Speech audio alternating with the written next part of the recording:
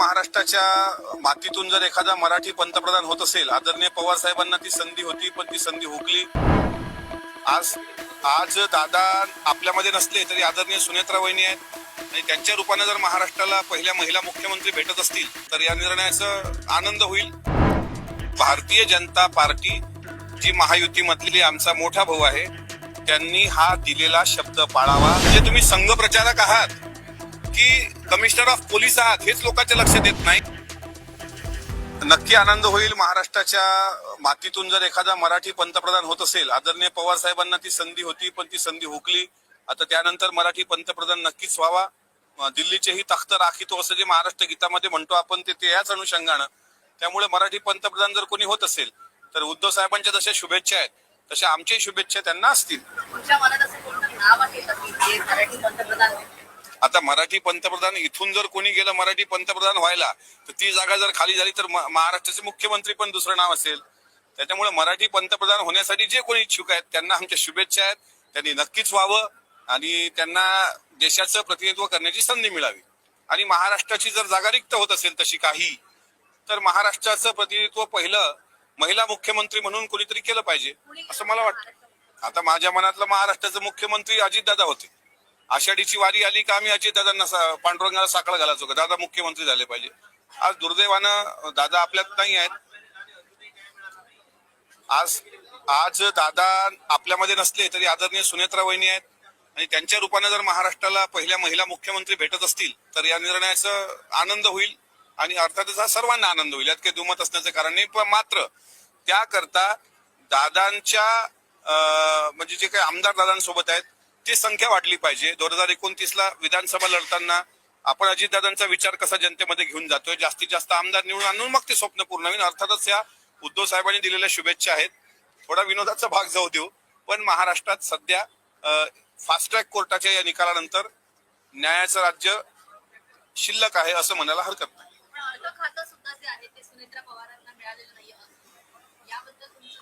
याबद्दल माझं एकच मत आहे आणि ते स्पष्ट मत आहे की भारतीय जनता पार्टी जी महायुतीमधली आमचा मोठा भाऊ आहे त्यांनी हा दिलेला शब्द पाळावा. त्यांनी हा शब्द दिला होता तो अद्यापही पाळला नाही. दुय्यम दर्जाची खाती राष्ट्रवादी काँग्रेस पक्षाकडे आहेत पण फायनान्स खातं दिलेला शब्द हा भाऊ म्हणून देवेंद्रजींनी दिलेला आहे त्यामुळे ते पाळतील अशी मला अपेक्षा आहे. आता विश्वास नांगरे पाटलांचं मनमे है विश्वास पुस्तकं वाचून महाराष्ट्रात प्रबोधन करणारी आम्ही माणसं हजारो लाखो लोकांनी विश्वास नांगरे पाटलांना फॉलो केलंय. की आज ताज हॉटेलचा हल्ला दिसला तरी विश्वास नांगरे पाटील आम्हाला डोळ्यासमोर दिसतात. पण इतक्या मोठ्या उंचीचा माणूस खाकी वर्दीत सीपी झाल्यानंतर संघाच्या शाखेत जाऊन ज्या पद्धतीने प्रबोधन करतायत म्हणजे तुम्ही संघ प्रचारक आहात की कमिशनर ऑफ पोलीस आहात हेच लोकांच्या लक्षात येत नाही. माझे आणि मनसे पक्षाचे अनेक मतभेद आणि मनभेद आहेत पण माननीय राज ठाकरे यांनी जी काही भूमिका त्या बाबतीत घेतली त्यांनी जो प्रश्न विचारला की तो खाकीचा रंग पोलिसांचा आम्ही संरक्षणाचा समजत होतो पण तो रंग संघाच्या शाखेतला आहे असं आता विश्वास नांगरे पाटलांच्या बोलण्यावरून जर दिसत असेल तर मला असं वाटतं चंद्रकांत दादा तर तेच सल्ला देणार आहेत ना. चंद्रकांत दादा काय म्हणणार आहेत तुम्ही शाखेत जाऊ नका. चंद्रकांत दादांना शाखेतले पोलीस तयार करायचे आहेत पण मला नांगरे पाटलांना सांगायचं आहे की महाराष्ट्राच्या मनात जे तुम्ही किंमत कमावली होती ती तुमच्या एका स्टेटमेंटमुळे मातीत गेली. तुम्ही आता किती सावरासावर करण्याचा प्रयत्न करू नये कारण तुमच्याकडून ह्या अपेक्षा नव्हत्या. तुम्ही एक जबाबदार पदावर आहात आणि अशा प्रकारे कुठल्याही राजकीय कार्यक्रमावर जाऊन कुठल्याही एका वेगळ्या विचाराच्या कार्यक्रमावर जाऊन तुम्ही तुमचा विश्वास गमावला आहे. त्यामुळं मनमे हा विश्वास या पुस्तकाचं नाव बदलावं आणि आता विश्वासच राहिलेला नाही तुमच्यावर असं काहीतरी पुस्तक मार्केटमध्ये आणावं. महाराष्ट्राच्या जनतेनं तुमचं भाषण चांगलं लक्षात ठेवलेलं आहे. विचार करा मेधाताई कुलकर्णीला मी बोलल्यानंतर काय राग आला होता की मिटकरीच्या बाजूला पण आम्ही बसणार नाही असा संकल्प त्यांनी केला होता आणि परवा अभिमन्यू पवार काही बोलले तर मेधाताईंचा पारा इतका चढला. म्हणजे असं नाही ना चालणार. आम्ही सुद्धा शिवशाहू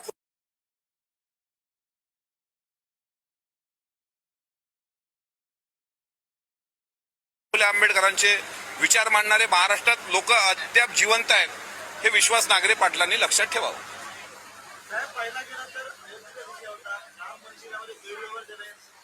अयोध्याचं राम मंदिर हे देशातील तमाम हिंदूंच्या अस्मितेचं प्रतीक आहे.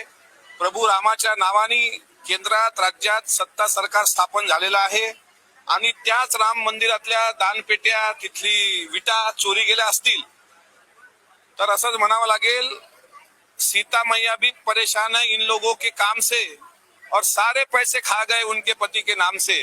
तर हे पैसे खाणारे कोण आहेत हे योगी आदित्यनाथ सरकारने तपासलं पाहिजे.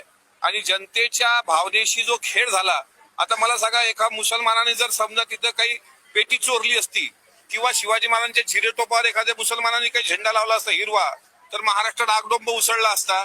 पण ज्यांनी केलं त्यांना तुम्ही झाकून ठेवत असाल, याचा अर्थ आपलं ठेवायचं झाकून आणि दुसऱ्याचं पायाचं वाकून ही नीती सोडावी. आणि 2029ला जनता आपल्याला रस्त्यावर उतरल्यानंतर शेण फेकून मारणार नाही याची काळजी घ्यावी. महाराष्ट्राच्या सरकारला अजितदादाच्या विमान अपघाताचा विसर पडलेला आहेच. आहे का म्हणजे पडलेला नाही असं म्हणणार नाही, पडलेला आहे. दादांना जाऊन 5 महिने झालीत पण 5 प्रश्नाची उत्तरं सुद्धा देता आली नाही. डीजीसीएचा त्रोटक अहवाल अद्यापही पूर्ण आलेला नाही. दुसरं, सुमित कपूर कुठे आहे हे कोणी सांगितलेलं नाही.